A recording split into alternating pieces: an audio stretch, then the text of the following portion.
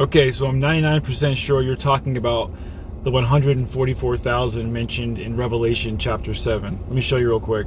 So in the last book of the Common Bible of today, we have Revelations chapter 7. It talks about there were sealed 144,000 of all the tribes of Israel.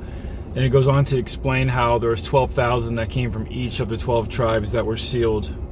So depending completely upon which Christian theology you follow, whether you're a Jehovah's Witness or a Hebrew roots sort of Torah observant type Christian, if you fall into one of those denominations, then these people tend to believe that only 144,000 men and their families, so women and children, because women and children weren't normally counted in the census of the biblical literature, that only 144,000 people and their families would actually be removed or raptured or get the second Exodus and be taken away from the tribulation that will end up coming.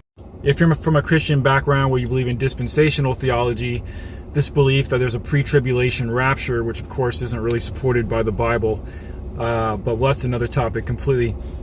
These people believe that this 144,000 mentioned in Revelation is specifically talking about Jewish people, because Christians think that all of the Gentile Christians around the world will be raptured by Jesus before the tribulation happens on earth, all the earthquakes and judgments, etc., etc. And so they say, well, this number represents the number of actual living Jewish people today who will also be raptured, along with the Church of Christ, Gentiles that are going to be raptured. So just to recap and put it simply, it depends completely upon what church you're from, how this chapter is read and interpreted and so-called applied to their modern day faith. But the last faith that I was a part of, which was the Hebrew roots Torah observant style theology, we believed that this was talking about actual people like us who were keeping the law and keeping the Torah and were eating clean and keeping the feast days. We believe this was talking about us, those people who came back to the Hebrew roots of keeping the law and the Torah, and that we would be saved from the tribulation, blah, blah, blah, blah, blah.